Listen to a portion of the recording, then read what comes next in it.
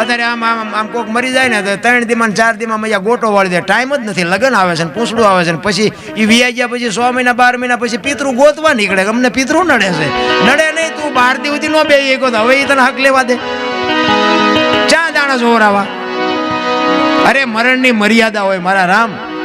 અમારે મારા બાપુની હતા ને એ વખતે અમારા ગામમાં કોઈ બી ના ઘરે મરણ થાય ને કોક અમારા અમે નાના નાના હતા ને અમે દાંત કાઢ્યા હોય ને તો મારા બાપુ વઢે.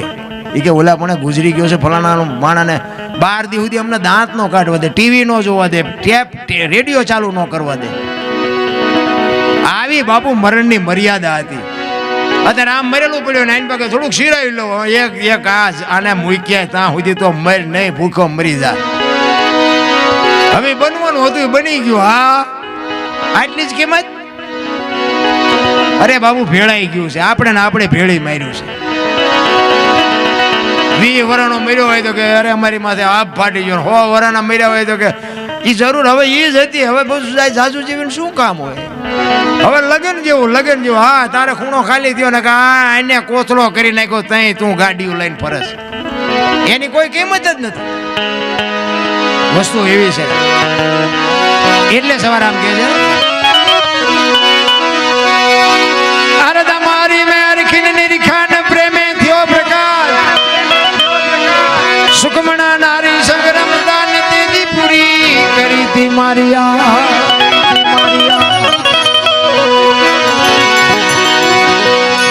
એ જ વતનમાં કોઈ તપાસો રે જી. એ તપાસો તો તમને તત્વ તો પડે. એ જેવો ગુરુ ગમુ પ્યાલો પીજો.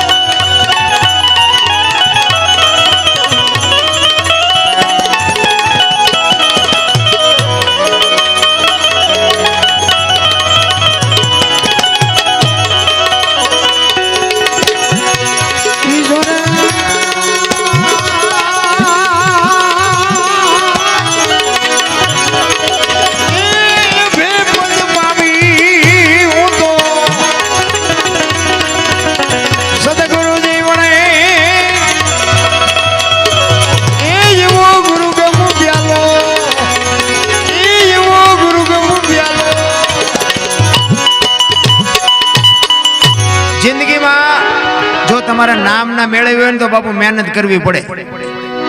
એક આ બુસટ હોય ને એને ઉજળો કરવો હોય ને તો હાબુ જોવે, પાણી જોવે, ધોકાવો જોવે, મળવો જોવે ને મેલો એની હાથે થાય.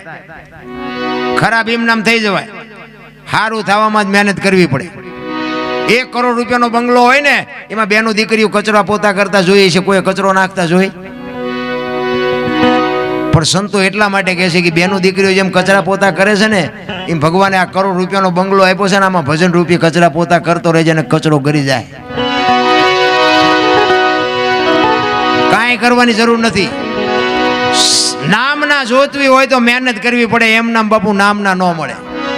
આ અમરેલીનો દાખલો એક તમને નાનો એવો કહી દઉં. મૂળદાસ લુહારનો દીકરો હાંજનું ટાણું એ વાયુનો કાંઠો હતો અને એક દીકરી કુએ પડવા આવી અને દીકરી આમ કુવામાં ધૂબકો મારવાની તૈયારી કરે અને બાપુએ બાવડું પકડ્યું. હા હા હા બેટા શું કામ? એ કે બાપુ મને મરવા દો, મારે મરવા સિવાય ઉધાર પણ કે શું કામ બેટા? માણા જેવો અવતાર મળ્યો છે. એ કે પણ બાપુ મારા જીવનમાં એક ભૂલ થઈ ગઈ છે, મારે મર્યા સિવાય ઉધાર નથી. પણ કે આ પાણી પડીને બીજી કરવી છે. એ કે પણ શું કરું બાપુ, મને હુજતું નથી. એ કે પણ તું વાત કરી તો કઈ ખુલાસો થાય ને. એ કે બાપુ મારા પેટમાં બાળક છે, એના બાપનું નામ લઈ શકું એમ નથી. જો નામ લઉં તો મને જીવવા દે પણ હું લઈ શકું એમ નથી. ભારતનો સંત બાપુ મૂળદાસ દ્રવી ગયો. એને એમ થયું ઓહો દીકરી માથે આટલી દશા. એ કે તારા પેટમાં બાળક છે, એના બાપનું નામ લે તો તને જીવવા દે. કે બાપુ તો જીવવા દે પણ હું લઈ શકું એમ નથી. અને તેથી આ ભારતનો સંત મૂળદાસ એમ કહેતો હોય કે બેટા તું તારું બાળક જો બચી જતા હોય તો અમરેલીની બજારમાં જઈને કાલ કહી દેજે કે મારા પેટમાં બાળક છે, એનો બાપ મૂળદાસ છે, કહી દેજે જાય કે. હવે આ આપણી તાકાત છે, આપણે લીધેલું કોકનું પાછું દઈ દઈએ તોય ઘણું છે. દીકરી કહે છે પણ બાપુ આમાં તમે જાણતા નથી. એ કે તું તારું બાળક બચી જતો હોય તું મોજ કરીને તું તારા અમરેલીમાં મારું નામ દઈ દેજે. અને આ દુનિયા બાપુ હાથીની અંબાડીએ ચડાવીને ક્યારે ગધાડે ચડાવે કોઈ ભરોસો નથી. એ હવારે ખબર પડી, એ ગધાડું બોલાવી માથે મુંડન કરાવી જોડાનો હાર પહેરાવીને મૂળદાસને ગધાડા ઉપર બેહારીને બાપુ ફૂલેકું કાઢ્યું હો અમરેલીમાં. પણ તોય બાપુ એ અમરેલીનો એ સંત બાપુ એની સાથી ફાટતી હતી હોય કે ઓલી દીકરીને એનું બાળક તો બચી ગયા ને આવડા ભલન રાજી થતા. ચિત્તની શાંતિ, મનની પ્રશંસા, દિલની દાતારી, ગુમડાની રૂજ ને ટાટિયા તાવની ટાટ એટલું માલકોરથી આવે. એક તમે એસટીમાં બેઠા હોય ને, એસટીમાં તમને જગ્યા મળી ગઈ હોય અને કોઈક બેન છોકરું તેડીને ચડે, કોઈ ઉંમરવાળા માજી ચડે, એને ઊભા થઈને તમે એને બેહવા દો ને, તમે ઊભા રહ્યો તો થાક ન લાગે. શું કામ? આ જગ્યા આપ્યાનો નશો તમને થાક ન લાગવા દે. ભલા આપણે આમ સડવીને એને જગ્યા મળી જાય ત્યાં ટાટિયા પોળા કરે, હમણાં હાય આવશે, તારું મોત આવશે, ઘડીક 2 વાગ્યાને અમારે જ્યાં બસ ને લઈ જવી છે. પણ આ નથી થઈ શકતું. ઈ બાપુ હવારે ખબર પડી કે આ તો બાપુ બાપુ કરતા હતા, ઓલા મૂળદાસ ને બાપુ કહેતા હતા, એને તો આવું પાપ કર્યું, આને કાંટો મારો. એ ઠેબી નદીના હામા કાંઠે બાપુ ઝૂંપડું વાળીને રામ મૂળદાસ બાપુ રહેવા જાય. એને વિચાર થયો કે હવે આ જગત મારું માને નહીં, મને કોઈ સમજી ન કે. જામનગર દરબાર અમારા સ્ટેટ, એને કંઠી બંધાવેલી, એને મૂળદાસભાઈ, અને એને એમ થયું કે ગમે એમ તો દરબાર છે, રાજા છે, એ મારી વાતને સમજી શકે. એ અમરેલીથી બાપુ ત્યાં જાય, પણ એના જ્યાં પેલા બાપુ આ વાત જામનગર દરબારને ખબર પડી ને એટલે એને વગર વિચારે કંઠી તોડી નાખી. મૂળદાસને ખબર નથી, એને એમ કે દરબાર પાસે જઈ અને મારી વાતને એ કઈ ખુલાસો કરી શકું. હવે અમરેલીથી જામનગર ગયા, દરબારગઢમાં જઈને કીધું કે મારે બાપુને મળવું છે. બા સાહેબે કીધું કે બાપુ ઘરે નથી, ક્યાંય ગયા? એ કે મોટા મંદિરે બધા સંતો આવ્યા છે, મોટા મોટા મહાપુરુષો આવ્યા છે, અહીંયા કંઠી બંધાવા ગયા. એ કંઠી બંધાવા ગયા ને બાપુ આપ ફાટ્યો હો માથે, કરે તારી ભલી થાય તારી, આને મારી કંઠી તોડી નાખી. પડી કે કાંઈ વાંધો નહીં, મારે મળ્યા સિવાય જવું નથી. એ દરબારગઢથી મોટા મંદિરે જાય, એમાં રસ્તામાં એક પ્રસંગ બન્યો, મરેલી બિલાડી પડી હતી, બચડા ટળવળતા હતા. અને અહીંયા બાપુ પહોંચ્યા ને, ઉભા રહ્યા, અને એને વિચાર કરીને મરેલી બિલાડીને જોડીમાં નાખીને બાપુ આ બધા બેઠા ત્યાં આવ્યા. એટલે બધા બારો મીંડ્યા કાઢવા કે તું તો પાપી શું, બારો નીકળ, બારો નીકળ. અંદર બધા સંતો બેઠા, તેને કીધું કે ભાઈ કોણ છે? કે ઓલો મૂળદાસ છે. કે આવવા દો, એને કઈ કામ હશે, આવવા દો. એ મૂળદાસ ત્યાં જાય અને પૂછે છે સંતો કે કા મૂળદાસ શું કામ આવ્યો, શું કામ છે? કે બાપુ મારે બીજું કાંઈ કામ નથી, હું તો અહીંથી નીકળ્યો હતો, પણ મને એક રસ્તામાં એક મરેલી બિલાડી પડી હતી, મેં એવું સાંભળ્યું તો કાંઈ બધા મોટા મોટા સંતો આવ્યા છે, બિલાડીને બેઠી કરે તો બચડા દૂધ ભેળા થાય, એ હાટું આવ્યો, બીજું કાંઈ છે નહીં. એમ કહીને બિલાડી બાપુ છોડીમાંથી બહાર કાઢીને મૂકી અને આખો ડાયરો મીંડો દાંત કાઢવા. એ કે મૂળદાસ મરેલા કોઈ દી જીવતા ન થાય. એ કે બાપુ મરેલા જીવતા ન થાય તો આખી દુનિયા પાસે નકરી આરતી ઉતરાવી છે, પગે લગડાવા છે. જો આ તો ખરા ખરીના ખેલ આવે ત્યાં ખબર પડે. ઈ કે અમરેલીએ તને જાકારો આપ્યો એટલે તારું સહકી ગયું છે, મરેલા કોઈ દી ન જીવતા થાય. ઈ કે બાપુ જરાય નથી સહક્યું, આ બરોબર છે, સહક્યું બહક્યું નથી, તો તમારો વેમ છે. ઈ કે મરેલા જીવતા ન થાય, ઈ ન થાય એમ કીધું ને બાપુ પ્રકોટીનો મરોડ બદલાણો હોય. મૂળદાસ કે તમારથી ન થાય તો લાવો કમડળ મારી પાસે. હાથમાં કમડળ લઈ પાણીની અંજળી ભરી એને બાપુ કયો બાપુ તાર હંધાડ્યો હોય છે, તમે વિચાર તો કરો, મારા રામ કોની પાસે વાતું કરી. રામ હાથમાં આંજળી લઈને કહે છે, હે દિનબંધુ દયાળુ, હે પરમ કૃપાળુ પરમેશ્વર, મેં તન મન ધનથી તારું ભજન કર્યું હોય, કોકના પાપ જો મારી માથે લીધા હોય, હાથે પાતાળમાં જો ડાઘ હોય ને તો બેઠી ન કરતો, અને જો બિલાડી ન બેઠી કરીને મારા ખોળિયામાં જીવ રહેવા દઉં તો મૂળદાસ નહીં. એમ કહીને અંજળી સાટી અને બિલાડી મંડી હાલવા. ડાયરેની દશા શું થઈ છે? જામનગર દરબાર એમાં જ બેઠા છે અને એને ઈ સકરી ખાઈ ગયો, મેં કંઠી તોડીને ભૂલ કરી છે, આનું પાપ હોય ને પાપ હોય તો બિલાડી બેઠી થાય નહીં. કાટ કાટ કાટ કાટ પગથિયા ઉતરીને બાપુ મૂળદાસ હાલવા મંડી ગયા. દરબારે વાંય હળી કાઢી, એ બાપુ ઉભા રહ્યો, એ બાપુ ઉભા રહ્યો, પણ મૂળદાસ ચોથા આંસુ રડતો રડતો હાલ્યો જાય છે. આગળ જઈને લાકડી પડે એમ પડ્યો, બાપુ મને માફ કરો, મારી ભૂલ થઈ જઈ, મને આવી ખબર નહોતી. તેથી મૂળદાસ બાપુ એમ કહે છે, અરે ભલા માણા, હું ઠેઠ અમરેલીથી તારા પાસે આવ્યો તો મને એમ કે આ જગત નો સમજી શકે, તું તો 5-25 ગામનો ધણી હતો, તને મારા ઉપર ભરોસો ન આવ્યો. હવે કોક હારો બાવો ગોતીને કંઠી બાંધી લે, સમય વિયો ગયો, હવે મારી પાસે એ સમય નથી. એમ સમય બડા બલવાન નહીં, પુરુષ બળવાન, કાપે અર્જુનને લૂંટ્યો હોય, ધનુષને હોય બાણ. સમય હોય ને તારે બાપુ મોજ કરી લેજે, બાકી એમ નામ તો બાપુ હાવ હેલું નથી. કારણ કે હમણાં તમે ખેંકીને હુઈ જાય છો, અમારે ક્યાં હું કો.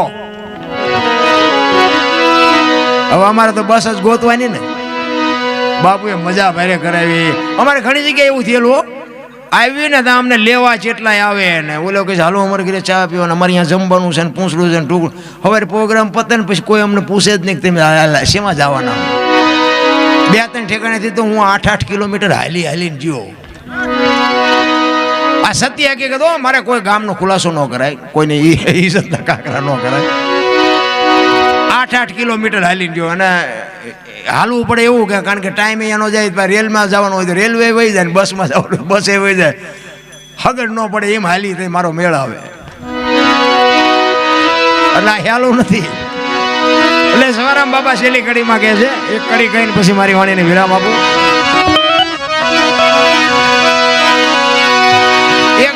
એક ફરમાઈશ હતી, એક દ્રષ્ટાંત આપી દઉં. ઓલું કાગડાનું કોયલનું કંઈક કહેતા હતા.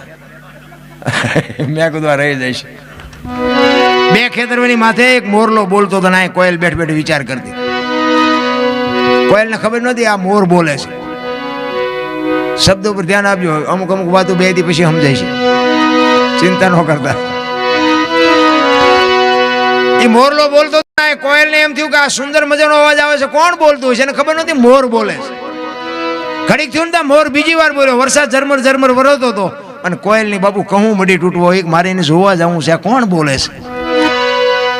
ઘડીક થયું મોરલો જ્યાં 3જી વાર બોલ્યો ને ત્યાં કોયલે નક્કી કરી લીધું કે જે હોય મારે એને લગ્ન કરી લેવા છે. મનથી વરી ચૂકી. ઘડીક થયું વરસાદ રહી ગયો અને કોયલ મનાણી ઉડવા જે દિશા ઉપરથી અવાજ આવતો હતો ને, પણ કોયલ ઉડીને અહીંયા પૂગે ને એટલી વારમાં મોરલો અહીંયાથી ઉડી ગયેલો ને ઘોડ આવીને બેસી ગયેલો. એટલે કોયલે અહીંયા આવીને કીધું કે હમણાં સુંદર મજાનો અવાજ આવતો હતી, કોણ બોલતું હતી? કે ભાઈડો બોલતો. કે શું કામ? કોયલ પાણાની મૂર્તિ જેવી થઈ છે કે આનું મોઢું જોઈએ ખાવા મળે એવું નથી, ભગવાને આને કંઠ કેવો આપ્યો એને ખબર નથી, બિચારી બોલવા વાળો વયો ગયો. એટલે ઓલો કે શું છે, શું હતું? કે હતું કાંઈ નહીં, હું તમારા અવાજ ઉપર મોહિત થઈશું ને મારે, હું તમને મનથી વરી ચૂકી છું, મારે તમારે લગ્ન કરવાના. ઓલો કે 2-3 ઠેકાણે નાળિયેર પાછા આવ્યા હતા તો રડતું હામું આવ્યું. 2 લગ્ન કર્યા ને પછી કોયલ કહે છે કે સ્વામિનાથ, મને આ લગ્નનો કઈ સંસારનો મોહ નથી, મને તમારા અવાજનો મોહ છે, બોલો તો ખરા. એટલે ખોટા હોય તરત મારે ગાઢ લે ને. એ કે હું તો વરમાં એક જ વખત બોલું, પછી ક્યાં બોલું? એ કે સારું હાલો વાંધો નહીં, 12 મહિના પછી જ બોલશો ને. 2 મહિના 4 મહિના 8 મહિના ફરીને મંડ્યો હાડ ધડકવા, વીજળી મનાણી આપણે ચીરવા. અને બાપુ એ વરસાદના જ્યાં તૈયારી થઈને કડાકા ને ભડાકા મીડ્યા થવા, અને ત્યારે કોયલ કહે છે કે સ્વામિનાથ હવે તો વર વળ્યું, હવે તો બોલો. પછી જ બોલવું પડે. ખૂબ બોલ્યો ને 18 મણનો નિયાગો મૂક્યો. આવી છેતરવી મને કહેવું હતું પેલા. આપણા ઘરે જોવો ને જેટલી કોયલું નથી હલવાની, નકરી કોયલું હલવાની જેવું નથી હોય, જેટલા મોરલા ચીબરિયું હલવાના છે, પણ હાલ્યા જાય છે. આપણને એમ થાય કે આમના ગાડા પૂગી જાય સારું. એટલે મેં કીધું કે પતિ પત્ની કા જો એક મતા હોય ને તો સ્વર્ગમાં સતા શેરા.